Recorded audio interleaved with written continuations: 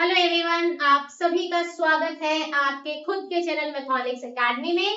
आज हम करने वाले हैं एक्सरसाइज 8.2 ट्रिग्नोमेट्री का रिमेनिंग पार्ट। प्रीवियस वीडियो में हमने 8.2 के कुछ इंपॉर्टेंट क्वेश्चंस डिस्कस किए थे, एग्जांपल्स डिस्कस किए थे। आज हम उसके आगे के क्वेश्चंस करने वाले हैं। ओके, 8.2 का क्वेश्चन है ये हमारा। ओके, ये क्वेश्चन मैंने क्यों उठाया है सॉल्व करने के लिए, ध्यान से देखो।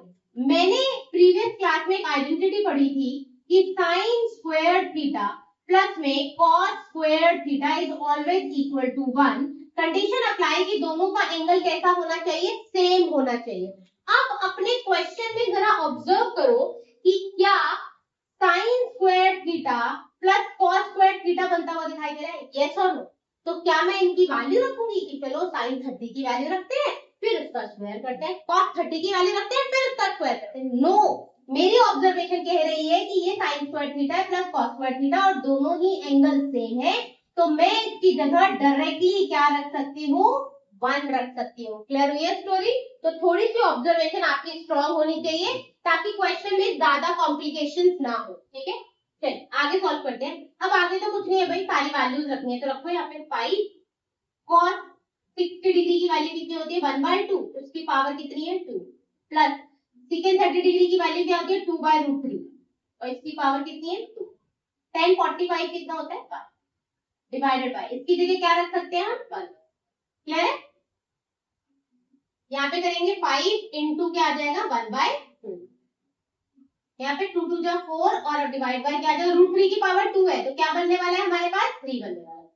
साथ में क्या चल रहा है माइनस का 5 और ये नीचे 1 तो खत्म हो गया, 5 1 जा 5 और ये आ जाएगा 4 4 4 जा 16/3 और माइनस का 1।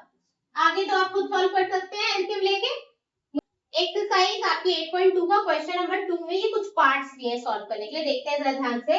इससे कहा पहले पार्ट में कि 2 tan 30 degree divided by 1 plus tan square 30 degree को सॉल्व करिए और इन चार ऑप्शन में से कोई एक इसका आंसर होने वाला है। ओके, चलो हम नॉर्मल क्वेश्चन सॉल्व करते हैं।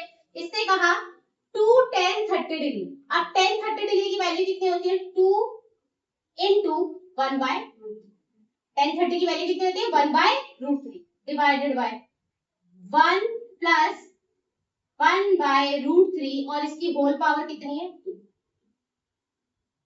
ये कितना आता है 2/√3 डिवाइडेड बाय 1 प्लस 1 इसको सॉल्व करेंगे तो कितना आ जाएगा। क्लियर है? क्या लो एलसीएम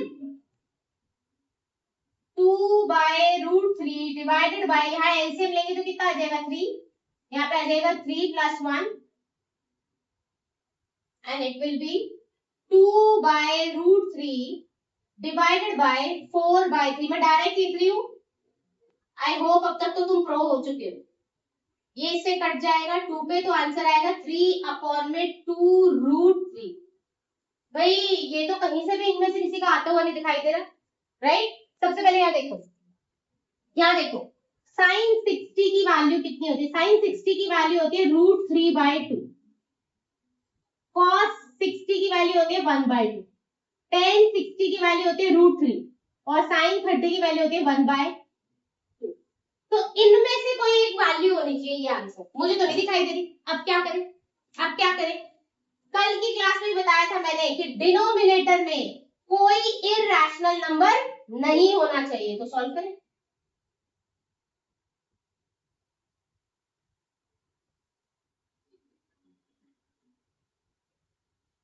कितना आ जाएगा इसको सॉल्व करते 3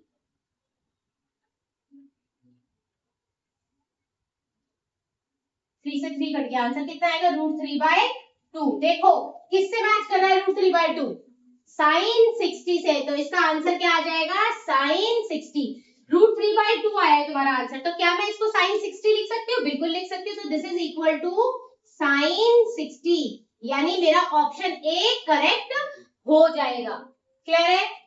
अगला क्वेश्चन देखो, अगला कहता है 1 माइनस 10 स्क्वायर 45, इसका मतलब 1। अब 10 45 की वैल्यू कितनी होती है 1 और 1 की पावर 1। यहाँ पे देखो 1 प्लस 1 की पावर 2, यहाँ देखो 1 माइनस 1/2 क्या आ जाएगा 0/2, दैट इज 0। देखो अपने ऑप्शन में 0 का 0 देखो, मेरा आंसर मेरा क्या आ जाएगा 0।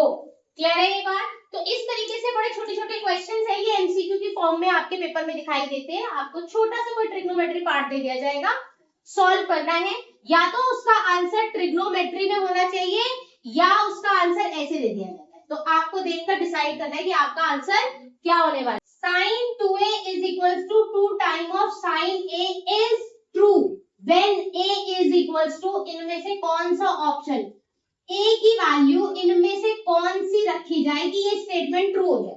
तो जी मुझे तो वैल्यू रखकर देखनी पड़ेगी, रख के देख लो। एग्जाम में अगर क्वेश्चन आता है आपको प्रॉपर रखकर देखना है, अक्कड़ बक्कड़ नहीं खेलनी है, ठीक है। आपने क्या करना है, पहले ए था हमारे पास, ए पर उसने ऑप्शन दिया हुआ है 0, ए पे ऑप्शन क्या दिया हुआ है उसने कि 0 दिया हुआ है, यानी कि ए की वैल्यू सबसे पहले वो कह रहा है 0 रख के देखते हैं। sin 2 0 2 sin 0, अब sin 0 जो होता है वो 0 होता है, तो ये तो मेरा 0। अब यहाँ पे देखो, इसे 2 को 0 से मल्टीप्लाई करेंगे तो क्या आएगा sin 0। अब देखो sin 0 0 होता है और इधर भी क्या आंसर है 0, तो पहले ही ऑप्शन में मेरा आंसर आ गया। क्लियर है? इस तरीके से आपको वैल्यूज रखकर देखनी है। कोई और रखकर देखते, चलो कहता है 30 डिग्री, चलो रखकर देखते हैं। a इक्वल टू मैंने 30 डिग्री रखा, sin 2 30 degree equal to 2 time of sin 30 degree. देखो जरा ये कितना आ जाएगा 60, 2 time of sin 30 degree, 60 degree sin 60 degree की वैल्यू होती है √3/2 और 30 की होती है 1/2। √3/2 इज इक्वल्स टू, देखो क्या आ रहा है ये इक्वल, क्या ये ट्रू हो रही है दोनों साइड? नहीं, ट्रू किस पे हो रही है, जब मैं एंगल क्या रख रही हूँ 0 रख रही हूँ। क्लियर है या नहीं? समझ आया? इस तरीके से क्वेश्चन भी एमसीक्यू में बहुत देखे जाते हैं, तो आपको ऑप्शंस रखकर देखने हैं, थोड़ा सा दिमाग लगाना है। Very very important question, very very important question. कहता है कि if 10a plus b is equals to √3 and 10a minus b equal to 1/√3, 0 degree a less than a plus b less than equal to 90 degree, a is greater than b, find a and b। पता नहीं क्या बोल रहे हैं, कोई बात समझने की कोशिश करो। कहता है एक एक्सप्रेशन है trigonometry expression which is equal to √3, एक ट्रिग्नोमेट्री एक्सप्रेशन है विच इज इक्वल टू 1/√3। मैंने दोनों को ही लिख लिया। उसके बाद वो कहता है दोनों एंगलों का जो सम है a प्लस b वो 0 से 90 डिग्री के बीच में होना चाहिए। क्लियर है? अब कहता है अच्छा इसमें भी ना a बड़ा होना चाहिए, a किससे बड़ा होना चाहिए, b से होना चाहिए। क्लियर है? दो एंगल है, दोनों का सम जो होना चाहिए भाई 90 डिग्री से छोटा होना चाहिए, और दोनों में बड़ा कौन है, a बड़ा है। हमें ना a और b की वैल्यू फाइंड करके दीजिए। समझ आया क्वेश्चन? अब देखो करना क्या होता है ऐसे क्वेश्चन पे, बहुत ध्यान से देखो। जब भी एक तरफ ट्रिग्नोमेट्री एक्सप्रेशन है और दूसरी तरफ आपको कोई नंबर दिखाई दे रहा है, कुछ भी इरेशनल रैशनल कुछ भी दिखाई दे रहा है, एक तरफ आपको ट्रिग्नोमेट्री है तो दूसरी तरफ भी आपको क्या बनाना है, ट्रिग्नोमेट्री ही बनाना है। क्लियर है? पहली कंडीशन। दूसरी कंडीशन कौन सी ट्रिग्नोमेट्री मैडम, कौन सी ट्रिग्नोमेट्री रेशियो बनाए हम, साइन बनाए, कॉस बनाए, टेन कॉट, क्या? तो ध्यान रखना जो इस तरफ है, जो शक्ल तुम्हें इधर दिखाई दे रही है वही शक्ल तुम्हें यहाँ पर क्रिएट करनी है। ओके, तो इसका मतलब ये तो हो गया हमारे पास 10a प्लस b, तो इधर जो है √3। अब मैं कहूंगी अच्छा 10 कब होता है √3, 10 कभी तो √3 होता है, कब होता है √3, तो 10 जो होता है 60 डिग्री पर क्या होता है, √3 होता है। 10 क्या होता है, 10 60 डिग्री पर क्या होता है, √3 होता है। क्लियर है? बन गया दोनों तरफ ट्रिग्नोमेट्री। तो 10 से 10 कैंसिल, ऐसे काटना नहीं, मैं बता रही हूँ 10 से 10 कट जाता है तो क्या बचेगा, a plus b is equals to 60 degree. ये मेरी फर्स्ट इक्वेशन है। क्लियर है? सेम काम दूसरी तरफ, ये इधर ट्रिग्नोमेट्री, इधर ट्रिग्नोमेट्री नहीं है। ओके, तो इधर भी ट्रिग्नोमेट्री बनाए, किसको बुलाएंगे, 10 को बुलाएंगे। तो ढूंढो 10 कब 1/√3 होता है,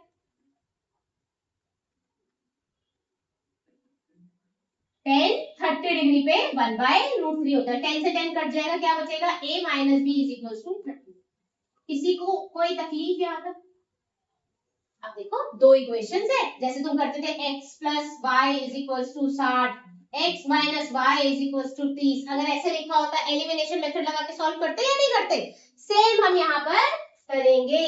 हम यहाँ पर क्या करने वाले हैं? सेम करने वाले हैं। कैसे करेंगे देखो, बहुत ही आसान क्वेश्चन है। a plus b is equal to 60 degree, a minus b is equal to 30 degree. Minus minus minus, I hope सबको एलिमिनेशन मेथड आता है। a से ये कट जाएगा, यहाँ पे ये माइनस माइनस क्या हो जाता है? प्लस। तो क्या बन जाएगा? ये 2b। 60 में से 30 जाएगा, क्या बचेगा? b की वैल्यू कितनी आ जाएगी? 30 degree divided by 2 that is 15 degree. तो मेरे पास b कितना आ गया? 15 डिग्री। अच्छा, b की वैल्यू आ गई। दोनों में से कहीं पर भी रख दीजिए। ओके, यहाँ रख देते हैं। a minus 15 degree equal to 30 degree. a equal to 30, ये इधर जाएगा तो किसका आ जाएगा? प्लस 45। a की वैल्यू कितनी आ गई? 45 और b की वैल्यू कितनी आ गई? 15। क्लियर है? समझ आया या नहीं आया? किसी को कोई तकलीफ तो नहीं होनी चाहिए यहाँ तक। तो this is very very important question. इस टाइप के क्वेश्चंस पेपर में बहुत ज्यादा आते हैं। ठीक है, तो होते बहुत आसान है। आपकी एनसीईआरटी में एग्जांपल्स भी हैं, इस पर बेस्ड 2 एग्जांपल्स है, तो आप वो भी जरूर चेक कर लीजिएगा एक बार। 8.2 मेरी साइड से कंप्लीट हो चुकी है। अगर आपको कोई भी क्वेश्चन प्रॉब्लम दे रहा है, आपको समझ नहीं आ रहा है, डाउट है, तो आप उससे पूछ सकते हैं। आज के लिए इतना ही। Thank you so much.